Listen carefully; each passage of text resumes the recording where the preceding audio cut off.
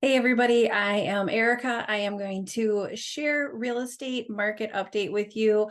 Whether you are thinking about buying a house or you have one, even if you're not thinking about selling, hopefully you'll find this real estate update very helpful. Also, stay tuned because I'm also bringing in Molly Zimmerman from Bell Mortgage Bank to share some other information with you in just a little bit later. So let's dig into the data first. And we're going to start with what I always say is my favorite data, which I realize is super nerdy. But the reason I love this data is because it tells us how many people are out there shopping for properties. We don't really have any other way to dig into like the actual amount of people who are going to make a decision to make a purchase. But this data is the closest thing we can get to it. So we're going to compare Wright County to Hennepin, as I always like to, because it gives us perspective when we're like for me, I'm right on the border. So it kind of for me goes both ways. And so we look at Wright County, we're at 1.93. Now, to speak English, there's no 1.93 human. So what that means is 1 to 2 showings per week per listing is the average for the 250 to 500K price point in the entire county. So that means it's very slow out there. And if you put your house on the market right now in that area, I would be warning you to expect just a couple of showings, nothing more. Now, in reality, when you first put a house on the market, it would probably be a little bit more exciting the first week, and then it tends to slow down into these averages. So new houses do typically or new listings, I should say, will typically garner more attention than something that sat for even a week. And then when we compare that to Hennepin, again, there's no 3.34, but we're using these numbers so we can get a really good idea of how the market is changing. And so that means 3, maybe 4 showings a week is what Hennepin County is seeing, which of course is a little bit faster moving than Wright County. That is typically what we always see.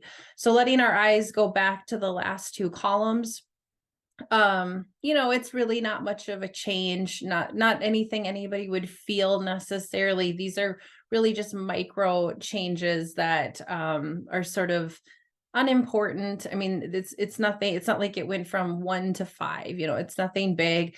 It's November 1st. It does tend to slow down the holidays. And of course, we got our first snow and Halloween. So there's a lot of things, though I don't know how much of that would play into this data at this point. I did grab it this morning, but still, it seems hard to believe that the snow and Halloween would have too much of an impact on these numbers. And then I wanted to clarify that when I'm pulling days on market, I am doing all price points, which I guess I hadn't thought about, but if I don't do it that way, I don't have enough data to pull from. It's not very accurate. So all of Wright County is an average of 40 days on market and a median of 36. So as again, we look back through the previous weeks, I mean, it's there, it's about the same. It's getting a little bit slower. None of this is horribly surprising to anybody who's paying attention or thinking about the seasonality of real estate. This is all playing a part. Of course, let me back up. Interest rates are definitely playing a huge part in this, but I don't want to oversell the interest rate component because there will always be people who need to make a move, right? There's different life circumstances where we can't just wait until perfection comes along. And so I do think that's playing a role, but I also think November is playing a role.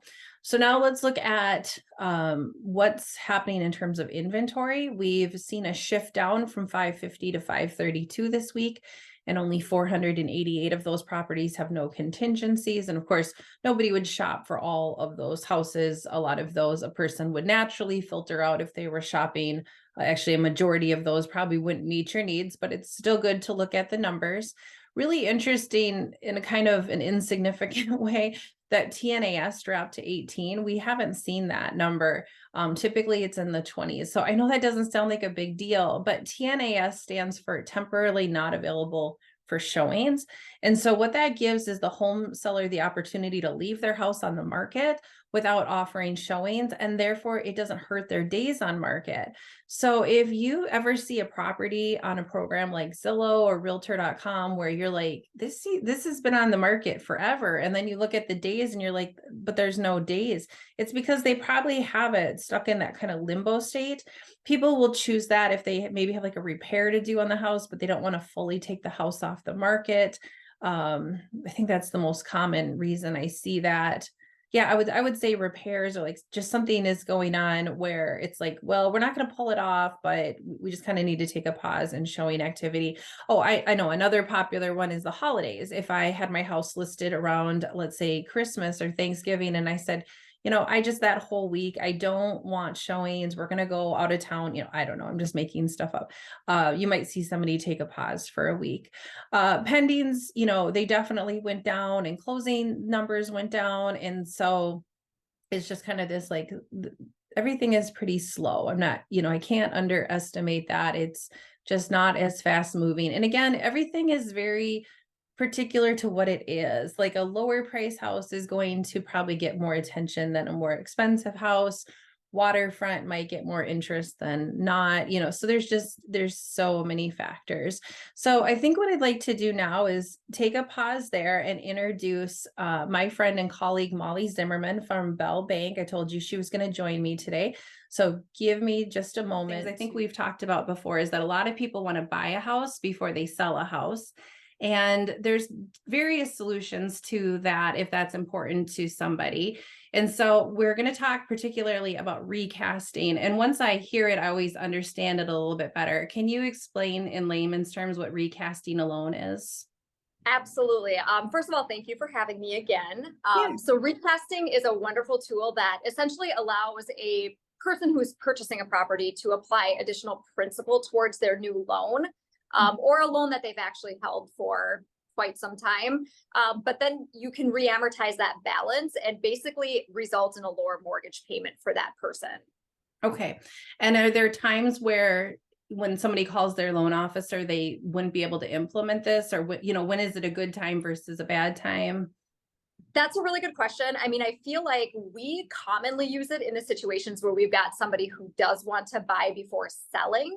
So they're able to purchase a new property, perhaps with minimal down. And then after selling their current home, they take that principal balance and reduce the balance owed on the new loan. That's probably the most often that we use a recast. But I mean, a homeowner, if you're within our servicing portfolio, you can recast your loan at any point, however many times you want to. So, I mean, it's just a nice tool. If you have an extra stash of cash that you want to apply and lower your payment, you can take advantage of it. Okay. I suppose I'll reword my question. Is it like conventional FHA, VA? Are there different types that like somebody couldn't recast? Yes. So, I mean, typically, if that's going to be for your standard Fannie Freddie conventional loan, so FHA, VA, they flat out do not allow recasting. It's not something that they allow us to do, so we can't do that, but it would be for your standard Fannie Freddie. Okay. And then I think my last big question for you is, are there costs or any sort of fees that people should be mindful of? Yeah, there are costs. It's really going to depend on who's servicing the loan. I can speak on behalf of Bell Bank. We have a $250 servicing or processing fee, I should call it. But, it's just essentially because we have to do work and paperwork to get that payment re-amortized. But every bank is going to be a little bit different. So you really do want to talk to your servicer and find out what their fees and process are before assuming you can recast. So if they're applying for a new loan to purchase a house, they would call somebody like you and you would help them figure out if a recasting made sense. Correct. Yes. Yeah. So if you're looking as a home buyer and you want to utilize the recast after your purchase, make sure your lender can offer that as an option, once you do have the money to apply towards your balance. If you have a loan that you're currently making payments on and you want to recast that, you would need to talk to whomever you're making your payments to see if it's an option. Okay. But yeah, so they can just get the process started talking to whoever they're working with in terms of getting their new loan, and you'll help them establish. Correct. Okay, perfect. Correct. Is there anything else we should share with people on this topic? I mean, I think the biggest thing is just, in this market, working with someone who is knowledgeable and has access to different tools to help you successfully move from one property to another is really, I think the key is working with somebody who can offer solutions and, be maybe a little bit creative and have this as something in their, their portfolio that they can offer you. Yeah, absolutely. All right. Well, thank you so much for joining me as always. I appreciate you and your time. And I think that this is just a topic a lot of people don't figure out until someone's like, hey, this might be a solution for you, but to be able to get this out to our community and share that, this might solve a problem for somebody, I think it's nice to get this out there. Yeah. Thank you, Erica. All right, thank you. As always, I want to offer you a free market report. This is fantastic information if you're looking for very particular information about your neighborhood. If you would prefer just to pick a city, Delano, St. Michael, Buffalo, and Rockford are already created. You can click on those market reports if you want to get a little bit more particular to a city. But again, it's better for you to do your neighborhood. There's a link. The link that I'm sharing brings you to that link as well. So please don't hesitate to look at that market information. And then, if you're wondering how to get a hold of me, I would love to meet you, answer any questions you have. Feel free to just jump to my website, iHeartMPLSHomes, MinneapolisHomes.com, or again, just click the link. Thank you so much for joining me today. Have a fantastic week.